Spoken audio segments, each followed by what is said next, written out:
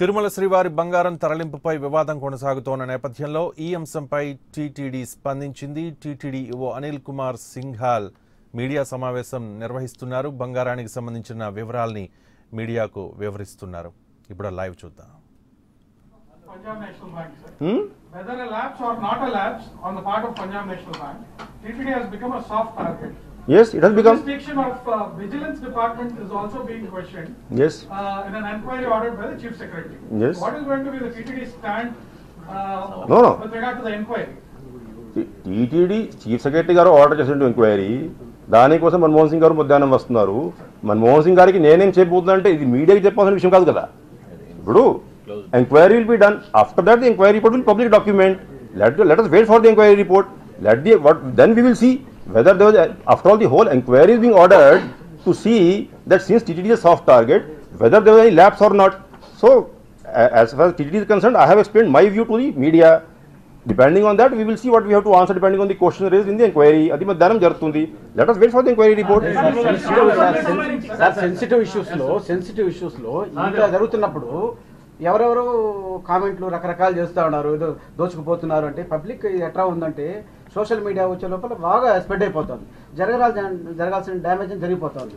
ఈ జరిగిన డ్యామేజ్ ఎట్లా సార్ మనం అరికడతాము ఫ్యూచర్లో? ఇప్పుడు ఇది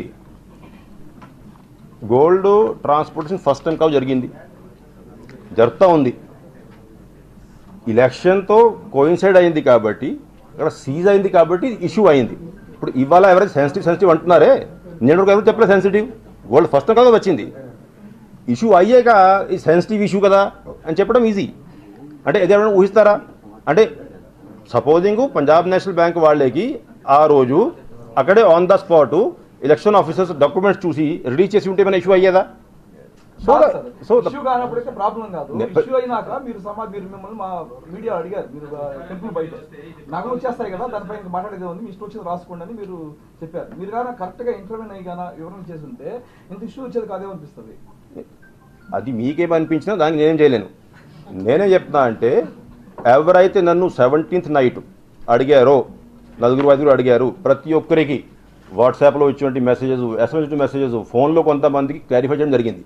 కానీ ఇప్పుడు మీరు 100 మంది ఉన్నారు, ఎక్కడ వెళ్ళి పడితే నేను దేవాలయం దర్శనంలో లేకపోతే రీసెంట్గా పోతూ ఉంటే మీరు గోల్డ్ గురించి అడిగితే నేనేం చెప్పేది? మీరు కూడా అడిగేటప్పుడు పొజిషన్ ఏమిటి? మేము వెళ్ళేది ఏ ఫంక్షన్కి, ఇప్పుడు రిలీజియస్ ఫంక్షన్ ముందు దేవుడిని ముందు నిలిపెట్టేసేసి వేం చేస్తూ ఉంటే మీరు పంజాబ్ నేషనల్ బ్యాంక్ పడుతుంటే నేను సమాధానం చెప్పలేను కదా. సో సమాధానం చెప్పే ఉద్దేశం లేకపోతే ఈ 100 మంది ప్రెస్ కాన్ఫరెన్స్ పెట్టాల్సిన అవసరం ఏముంది? మీరు అడగండి ఏమైనా క్వశ్చన్. నేను క్వశ్చన్ కాదని లేదు కదా, కావాల్సిన డాక్యుమెంట్స్ అన్ని రికార్డు నా దగ్గర ఉన్నాయి. ఏ ఒక్క డాక్యుమెంట్ చూసుకుంటే ఇవ్వడానికి సిద్ధంగా ఉన్నాను. నేను చెప్పింది ఒకటే, సంబంధం లేనటువంటి ఇష్యూ మీద టీటీడీ బికమ్ ఏ టార్గెట్. అసలు ప్రెస్ కాన్ఫరెన్స్ ఇప్పుడు ఉదాహరణగా మనం 1000 కోట్ల డిపాజిట్ ప్రెస్ కాన్ఫరెన్స్ పెట్టాము. ఇక్కడ చాలా క్వశ్చన్ అడిగారు, చాలా ఆన్సర్ చేసాం. చివరికి high court upheld the stand of TTD, dismiss అయింది writ petition against the high court. అంటే అట్లీస్ట్ ఆ డిసిజన్ మందే కాబట్టి 50 క్వశ్చన్ ఆన్సర్ చేయడానికి బాగానే ఉంటుంది. ఇవాళ ఏంటి అసలు సంబంధం లేనటువంటి issue, TTD knower involved. TTD ఎప్పుడైతే గోల్డ్ టీటీడీ చేతికి వస్తుంది ఆ రోజు టీటీడీ గోల్డ్ అది. మీకంటే ముందుగానే ఇక్కడ సిఎస్ ఈవోగా పనిచేశారు. ఈ గోల్డ్ డిపాజిట్ సిస్టమ్ అంతా కూడా ఆయన తెలిసిన విషయమే. అంటే ఈ రకంగా వస్తున్నప్పుడు ఎందుకు ఎంక్వైరీని కాల్ఫర్ చేశారు? ఎందుకు ప్రిన్సిపల్ సెక్రటరీ ఈ రకంగా ఎంక్వైరీని కాల్ఫర్ చేయడం వల్ల ఏ రకమైన అనుమానాలు ఉన్నాయని సీనియర్ ఆఫీసర్ కంటిన్యూ చేస్తారు. దీంతో పాటు కొంతమంది స్వామీజీలు వాట్సాప్ లో కానీ సోషల్ మీడియాలో కూడా విపరీతమైన ప్రచారం చేయడాన్ని టీటీడీ ఏ విధంగా చూస్తుంది? అసలు ఇంత పెద్ద మొత్తంలో డిపాజిట్ మీకు రిటర్న్ అవుతున్నప్పుడు చిన్న సమాచారం కూడా టీటీడీకి ఇవ్వలేదు అంటే ఇవ్వలేదు. నేనే చెప్తున్నాను, 18th మనము గోల్డ్ అడిగాము కాబట్టి 18th గోల్డ్ మన చేతికి వస్తుంది అని మనం భావిస్తూ ఉన్నాము. కాబట్టి సమాచారం లేదంటారేంటి? సమాచారం ఆన్ మూమెంట్ ఈ లారీ ఇప్పుడు ఇక్కడ చేరింది, తిరువల్లూరు చేరింది, సమాధానం ఇవ్వాల్సిన పని లేదు, సమాచారం అడగాల్సిన పని లేదు. 18th నాకు గోల్డ్ రావాలి, 18th నాకు గోల్డ్ వస్తుంది, అది కూడా మీరు చూశారు, బయలుదేరింది దానికోసమే. రెండవది, ఇప్పుడు as far as enquiry and statements are concern, religious heads, ఇప్పుడు నేను చాలా చిన్న స్థాయి గారిని, ఎంతోమంది స్వాములు, పీఠాధిపతులు, మఠాధిపతులు, తర్వాత వివిధ స్వాములు, ఇప్పుడు వీళ్ళంతా religious heads. TTD Hindu religious body కాబట్టి ఇష్యూ వరకు ఎవరికైనా మాట్లాడే అధికారం ఉంటుంది, అడిగే అధికారం ఉంటుంది. ఎందుకంటే వీఆర్ రిలీజియస్ బాడీ. కాబట్టి రిలీజియస్ పెద్దలు ఎవరైనా సరే అడగవచ్చు మమ్మల్ని, అడగవచ్చు కూడా. లేకపోతే ఇష్యూ వరకు టీటీడీ తప్పు చేసి ఉన్నా కూడా క్రిటిసైజ్ చేయడం నష్టం ఏమీ లేదు. అంటే పెద్దలు గైడెన్స్ ఇస్తేనే ఏమైనా తప్పులు జరిగితే దాన్ని సర్దుకునే అవకాశం ఉంటుంది. సో నేను కంప్లీట్ చేశాను కదా. రెండోది, as far as enquiry by chief secretary is concern, వారు ఇక్కడ పనిచేసి ఉన్నారు, సంతోషమే. కాబట్టి వారికి మొత్తం ఐడియా ఉంది ఏ విధంగా చేస్తే బాగుంటుంది. కాబట్టి మీరేదో అనుకుంటుండొచ్చు ఫాల్ట్ ఫైండింగ్ కోసం, నేను అనుకోవట్లే. అంటే వారికి ఐడియా ఉంది కాబట్టి, అంటే జరిగిన విధానం చూసుకొని ఫర్దర్ గైడెన్స్ ఏమైనా ఇచ్చే అవసరం ఉంటుందో లేదా ఆ ఉద్దేశంతో అడిగి ఉంటారు నేను భావిస్తూ ఉన్నాను. కాబట్టి చీఫ్ సెక్రటరీ గారు ఎంక్వైరీ ఆర్డర్ చేశారు, మన్మోహన్ సింగ్ గారు వస్తున్నారు, మన్మోహన్ సింగ్ గారు కూడా మన బోర్డులో ఉన్నారు. ఇప్పుడు వారికి నాకంటే మినిమం ఒక 10 years అడ్మినిస్ట్రేటివ్ ఎక్స్పీరియన్స్ ఎక్కువ, అంతకుముందు టీడీలో పనిచేశారు కాబట్టి థింకింగ్ కూడా ఎక్కువ. కాబట్టి ఏ ఎంక్వైరీ అయినా మనము ఒక తప్పు చేయనప్పుడు, లేకపోతే ఒక దాచిపెట్టుకోవాల్సిన కాగితం లేనప్పుడు మనం ఆ ఎంక్వైరీ ఎందుకు జరిగింది అనేది క్వశ్చన్ చేయడానికి మనం ఎవరు కాము. I welcome any enquiry so that పబ్లిక్లో ఉన్నటువంటి ఏదైతే ఇప్పుడు మిస్ఇన్ఫర్మేషన్ క్యాంపెయిన్ మొదలైందో, ఒకవేళ ఈ ఎంక్వైరీ వల్ల క్లారిటీ వచ్చి టీటీడీ తరఫు నుంచి ఎటువంటి తప్పు లేదు అని తెలిస్తే సంతోషమైన విషయం కదా. కాబట్టి ఎంక్వైరీని ఫాల్ట్ ఫైండింగ్ నేను భావించట్లేదు. సంతోషం, ఎవరు వచ్చి ఎంక్వైరీ చేసినా బాగానే ఉంటుంది. మొత్తం వ్యవహారం నేపథ్యంలో పంజాబ్ నేషనల్ బ్యాంక్ పూర్తిగా నిబంధనలు పాటించలేదు. భవిష్యత్తులో వాళ్ళు ఏమన్నా బ్లాక్ లిస్ట్ లో పెట్టే అవకాశం ఏదైనా ఉందా? పంజాబ్ నేషనల్ బ్యాంకు నిబంధన పాటించలేదా వాళ్ళకి తెలియాలి. పంజాబ్ నేషనల్ బ్యాంకు మన గోల్డ్ మన దగ్గర టైంకి ఇచ్చారు కాబట్టి బ్లాక్ లిస్ట్ చేయాల్సిన అవసరం నాకైతే కనపడలే. ఒకవేళ అవసరం ఉంటే TD board will take up, అది వేరే విషయం. But Punjab national bank guidelines ఏమున్నాయో, వాళ్ళు ఏ విధంగా ట్రాన్స్ఫర్ చేయాలి, ఇప్పుడు వాళ్ళే గోల్డ్ చేసేటప్పుడు బహుశా వాళ్ళే సీనియర్ అధికారులు కూడా ఎంక్వైరీ మొదలు పెట్టి ఉంటారు నేను భావిస్తాను అట్లాగా.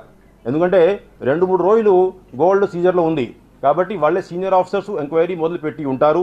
ఏం జరిగింది, ఏం డాక్యుమెంట్స్ వాళ్ళు ట్రాన్స్ఫర్ చేస్తూ ఉన్నారు, ఎవరు కంపెనీ అయితే ఉన్నారు, ఏదైతే ఇప్పుడు మీరు నన్ను అడుగుతున్నారు అట్లాగనే 50 ప్రశ్నలు వాళ్ళు కూడా లోకల్ మేనేజర్ని అడిగి ఉంటారు. కాబట్టి బ్యాంక్స్ ఫాలో అయ్యే ప్రొసీజర్ మీద కామెంట్ చేసుకోవాల్సిన అవసరం కానీ బాధ్యత కానీ నాలెడ్జ్ కానీ మనకి లేదు. But as far as we are concern gold was suppose to come on 18th, final గా వచ్చింది because of Caesar on 20th. ఈ ఇన్సిడెంట్ కి సంబంధించి కావచ్చు, movement of gold related vigilance కి అసలు జ్యూరిస్డిక్షన్ ఉంటుందా టీటీడీ విజిలెన్స్ కి?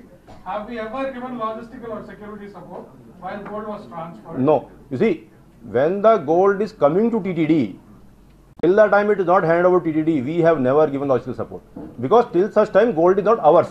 Why should we waste our manpower? ఇప్పుడు అదే నేను ప్రైవేట్ బ్యాంక్స్ వాళ్ళు లేకపోతే పిఎస్యూ బ్యాంక్స్, ప్రైవేట్ బ్యాంక్స్ అంటే టీడీకి సంబంధమైన బ్యాంక్స్ ట్రాన్స్ఫర్ చేస్తూ ఉంటే నేను నా విజిలెన్స్ గారిలో పంపిస్తూ ఉంటే అందరూ అదే అంటారు, అంటే వాళ్ళే బాధ్యత కదండి, మీరెందుకు మీ ఆఫీసర్ని పంపిస్తున్నారు కదా టీఏడీ ఇవ్వకుండా.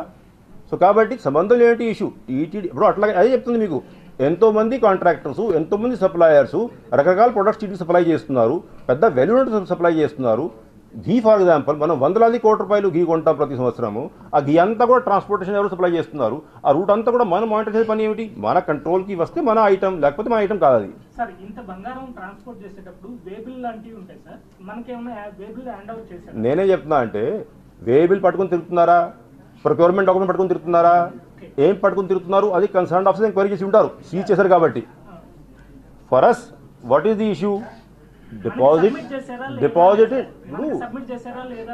నేనే చెప్తున్నాను యాజ్ పర్ ప్రొసీజర్ టీటీడీ కంట్రోల్కి ఇచ్చేటప్పుడు ఏదైతే డాక్యుమెంట్స్ చూపెట్టాలనో ఇక్కడ మన ట్రెజరీ బిల్డింగ్లో డాక్యుమెంట్స్, పేమెంట్ ఇవన్నీ మా విజిలెన్స్ అధికారులు, ట్రెజరీ అధికారులు కన్సర్న్ 100% వెరిఫై చేసి పొజిషన్ తీసుకుంటారు.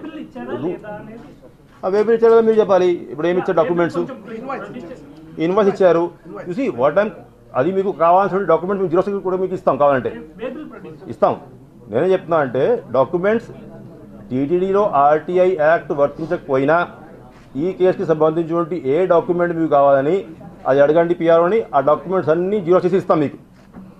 ఇష్యూ అర్థం కావాల్సిన పాయింట్ అది, దట్ మనకి సంబంధం లేని ఇష్యూ, ఇది మన ఇష్యూ అయితే తయారైంది, అది పబ్లిక్కి అర్థం కావాలి. ఆఫ్టర్ దట్ ఎవరి అభిప్రాయం వారేది. చాలామంది చాలా వివరాలతో ఉంటారు, టీటీడీ ట్రాన్స్పోర్ట్ చేసుకుంటే బాగుంటుంది కదా, ఇంత పెద్ద గోల్డ్ అయితే అక్కడ నుంచి అయ్యే ఖర్చు ఎంత. గవర్నమెంట్ ఆఫ్ ఇండియా ఆ స్కీమ్లో 1.5% డబ్బు బ్యాంక్కి ఇచ్చింది. ఇప్పుడు ఇవాళ 1100 కేజీ గోల్డ్, దాదాపు 350 కోట్ల రూపాయలు విలువ గోల్డ్ దాని మీద వాళ్ళకి 1.5% అంటే 6-7 crore rupees government of India బ్యాంక్కి ఇచ్చింది. దేనికోసం ఇచ్చింది? ఇవన్నీ చేయడానికి ఇచ్చింది. అంటే వాళ్ళు ట్రాన్స్పోర్ట్ చేయాలి, సెక్యూర్గా ట్రాన్స్పోర్ట్ చేయాలి, దానికి కావాల్సిన బందోబస్తు ఏర్పాటు చేయాలి, అక్కడ హ్యాండ్లింగ్ చేయాలి, స్టోరేజ్ చేయాలి. దానికి కంటే 6 కోట్ల రూపాయలు గవర్నమెంట్ ఆఫ్ ఇండియా ఇచ్చింది వాళ్ళకి. కాబట్టి రెస్పాన్సిబిలిటీ సపోజింగ్ దీంట్లో కన్ఫ్యూజన్ ఉంటే, అంటే అది టీటీడీ బాధ్యతనా లేకపోతే బ్యాంక్ బాధ్యతనా తెలియకుండా ఉంటే అప్పుడు ఎవరైనా బ్లేమ్ చేసుకోవచ్చు. దీంట్లో కన్ఫ్యూజన్ లేదు. ఆర్డర్లో స్పష్టంగా ఉంది that you have to deliver. కాబట్టి whenever the deliver on 18th it is our property. Bank లో డిపాజిట్ చేసిన గోల్డ్ నెక్స్ట్ వచ్చేసరికి స్టేట్ బ్యాంక్ ఆఫ్ ఇండియాలో వేస్తుంది. ఎప్పుడు మెచ్యూర్ కాబోతున్నాయి? ఎప్పుడు? ఇప్పుడు దీంట్లో కొన్ని ఏమో లాంగ్ టర్మ్ డిపాజిట్స్ ఉన్నాయి, 12 years 8 years. అవి ఇప్పుడు మెచ్యూర్ కావు. ఓన్లీ నాకు తెలిసి ఇంకొక 300 to 400 kg గోల్డ్ ఈ సంవత్సరం మెచ్యూర్ అవుతుంది. బ్యాలెన్స్ అన్నీ ఇప్పుడు ఆల్రెడీ రిన్యూవల్ వచ్చేటప్పుడు 2 years back 3 years back long టర్మ్కి వెళ్ళిపోయినాయి. దాని మీద ఇప్పుడు చేయగలిగేది ఏమీ లేదు. So whatever policy is approved by TTD board, ఆ పాలసీ ఇప్పుడు ఈ 1300 kg గోల్డ్ ప్లస్ ఏదైతే 500 మన దగ్గర ఉన్నాయో అన్సార్టెడ్ ఇన్ డిఫరెంట్ ఐటమ్స్ దానికి వర్తిస్తుంది, లేకపోతే రేపు రాబోతున్న గోల్డ్కి వర్తిస్తుంది. బ్యాలెన్స్ గోల్డ్ అంతా కూడా లాంగ్ టర్మ్ డిపాజిట్స్ కాబట్టి అది 7-8 years పడుతుంది ఇంకా మెచ్యూర్ కావడానికి. అంటే ఇంట్రెస్ట్ కూడా గోల్డ్ రూపంలో కూడా రీడిపాజిట్ ఉంటుంది సార్. ఎస్. ఆర్నమెంట్స్ రూపంలో వస్తాయి మనకు డొనేషన్స్ అన్ని, కానీ బ్యాంక్ డిపాజిట్ చేసేటప్పుడు మనమే మింట్ లో కరిగిస్తున్నామా లేకపోతే ఏంటి సార్? ఎలా? అది దానికి లేడ్ అవుట్ ప్రొసీజరు. ఇక్కడ నుంచి మెంట్కి వెళ్తుంది, మెంట్లో దాన్ని మెల్ట్ చేసి ప్యూరిఫై అయిపోయి ఆ 99.95 ప్యూరిటీ సర్టిఫికేట్ వస్తుంది మెంట్లో.